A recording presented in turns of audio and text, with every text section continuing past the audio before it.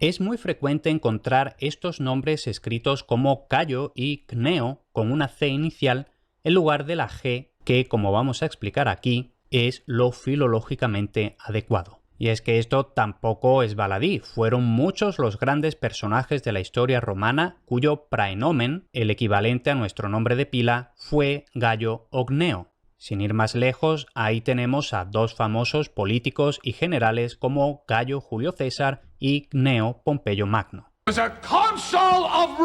Y ciertamente el origen de la confusión está en el propio latín. Como todo el mundo sabe, los romanos tenían pocos nombres de pila, los famosos praenomina. De hecho, aquí tenemos una lista bastante exhaustiva. Tenemos 35 praenomina, de los cuales frecuentes no eran ni la mitad. Con eso en mente, si tenemos en cuenta lo que costaba escribir una letra en un trozo de piedra o de mármol, por ejemplo para un monumento, una lápida, etc., es comprensible que estos nombres, que se repetían muchísimo, fueran un blanco fácil para ahorrarse unas letras. Si estamos hablando, por ejemplo, de Publio, bastaba con escribir P y todo el mundo sabía que P significaba Publius. O, por ejemplo, si hablábamos de Lucius, se escribía una L y ya está. Esto es muy similar a cuando los hispanohablantes usan una Q y todo el mundo sabe que es una abreviatura de ¿qué? Y vemos que, en principio, la abreviatura es la primera letra del nombre. Y sin embargo, en los casos de Gaius y Gnaeus, las abreviaturas son con C. Ahí está el origen de la confusión. Esto lo vemos, por ejemplo, en esta inscripción de la tumba de los Escipiones, entre los siglos 3 y 2 a.C., y ya en la primera línea tenemos L. Cornelius, CN, F, CN, N, Scipio, etc. Vemos ahí bastantes abreviaturas. Concretamente, para lo que nos interesa ahora mismo, la L es Lucius, luego Cornelius, CN, Cnai, la F es de Filius, hijo, luego tenemos otra vez ese CN de Cnai, una N de Nepos, que puede significar tanto el sobrino como el nieto, etc.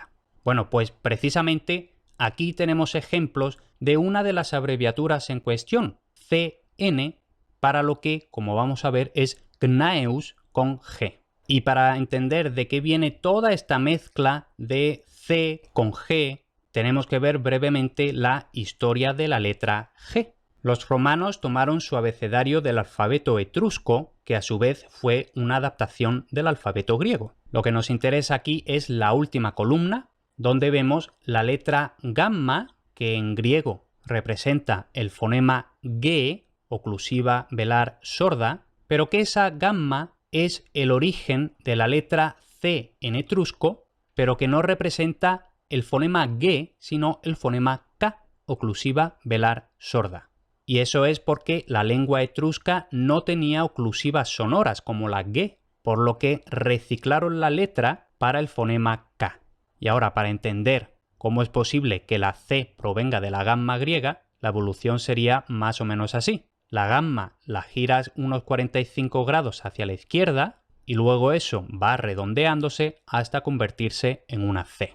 Total, que como hemos dicho, los romanos adaptaron el alfabeto etrusco para crear el suyo, pero se encontraron con que no tenían una letra para representar el fonema G, que no existía en etrusco, pero sí existía en latín. Por tanto, los romanos al principio usaron la letra C para los dos fonemas, tanto el sordo K como el sonoro G.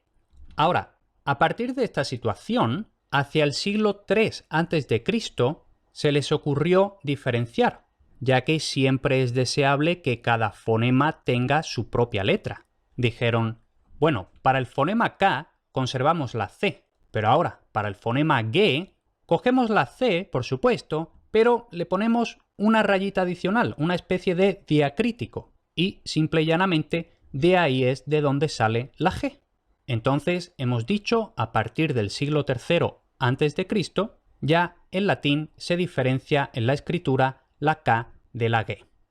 Volvemos a la misma inscripción de la tumba de los Escipiones. Aquí habíamos visto que Gnaeus, concretamente el genitivo Gnai, estaba abreviado como CN.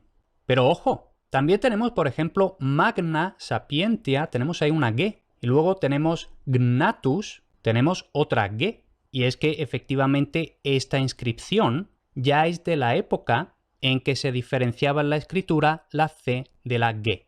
Por eso en esta inscripción hay tanto C como G. La cuestión que queda por dilucidar es, si en esta época, en esta inscripción, ya existe la letra G, y tú no paras de decir que el nombre es Gnaeus con G, ¿por qué se sigue abreviando con C? En principio no tiene sentido. Bueno, vamos a dar las razones. Pero antes, por curiosidad, tenemos aquí una inscripción muy antigua del siglo VI a.C., cuando todavía no se había inventado la letra G. Esto es latín, lo que pasa es que es un latín muy arcaico del siglo VI a.C. Y desde luego tampoco ayuda este alfabeto que casi parecen más runas vikingas o algo. La cuestión, aquí vemos esos 5 caracteres que si los escribiéramos en un alfabeto latino más que conocemos nosotros, sería Virco, al menos la C sí se ve muy claramente, pero ese Virco corresponde a Virgo, es decir, virgen, doncella. Entonces vemos que aquí, una inscripción del siglo VI a.C., todavía no existe la letra G, por tanto, todavía es obligatorio usar la letra C para representar el fonema G. Ahora nos vamos a otra inscripción de la tumba de los Escipiones, por tanto, volvemos a cuando ya sí existía la letra G, y esta inscripción, de hecho, es muy interesante y muy importante para lo que estamos diciendo, porque de hecho ahí tenemos esa forma Gnaiwod, que en latín clásico escribiríamos Gnaeo, pero vemos que está escrito con G, lo que de hecho estaría demostrando que cuando por la razón que fuera el nombre no se abreviaba, entonces se escribía con G porque sonaba con G, y es solo en las abreviaturas donde se escribe con C. Ahora, todavía no hemos aclarado por qué la abreviatura de Gaius es una C y la abreviatura de Gnaeus es CN, incluso cuando ya existía la letra G. Y eso, con todo lo que hemos estado viendo en mente, se explica porque la tradición siempre pesa mucho, y más aún si el contexto tiende a propiciar el arcaísmo y, valga la redundancia, la tradición. Entonces, igual que ocurre todavía hoy con el lenguaje judicial y administrativo, las inscripciones de monumentos y soportes similares tienden a ser conservadoras y sumamente formulaicas. Y, por añadidura, la cultura romana era especialmente defensora y conservadora del mos maiorum, la tradición de los mayores. O sea, los romanos llevaban ya varios siglos abreviando los nombres Gaius y Gnaeus como C y CN respectivamente. Si bien ahora sí podían emplear su nueva letra y podrían haber abreviado G y GN, eso habría ido en contra del gusto arcaizante propio de las inscripciones, por lo que se continuó abreviando C y CN, aunque de siempre los nombres sin abreviar habían sido Gaius y Gnaeus, escritos con G y siempre pronunciado con G, es decir, simple y llanamente, la primera consonante nunca se pronunció como K, y esto aparte de todo lo que hemos estado diciendo hasta ahora. De hecho, lo recoge literalmente Quintiliano cuando habla de las incoherencias entre ortografía y pronunciación en el latín. Dice, ¿y qué hay de las palabras que se escriben de forma distinta a cómo se pronuncian? Por ejemplo, se usa la letra C para el nombre Gallo. Tampoco Gneo se pronuncia con la letra con la que se abrevia. Es decir, que aquí Quintiliano te está diciendo literalmente que hay una discordancia entre esa letra C y la pronunciación con G. Y ya, para terminar, porque curiosamente mientras estaba preparando esto, acabé en la Enciclopedia Británica del siglo XIX, 1876 concretamente, y ahí explican básicamente lo mismo que he estado explicando yo. Este texto está recortado, primero porque el original es muy largo y segundo porque el original también comete algunos errores. Tenemos que tener en cuenta que era el siglo XIX. La filología afortunadamente ha avanzado mucho. Pero lo que yo he dejado aquí es esencialmente el resumen de todo este vídeo. Dice, hablando de la C, ¿no? Tenía la misma forma que la gamma griega, pero inclinada en un ángulo diferente y acabó redondeándose hasta C. En el siglo III a.C., la C permaneció como representante de la sorda, perdiendo su valor sonoro original, mientras que se introdujo una modificación de la misma, G, para representar la sonora. El símbolo conservó su antiguo valor solo cuando, como letra inicial, representaba los nombres Gaius y Gnaeus, que, en consecuencia, a menudo se escriben y se pronuncian erróneamente Cayo y Cneo.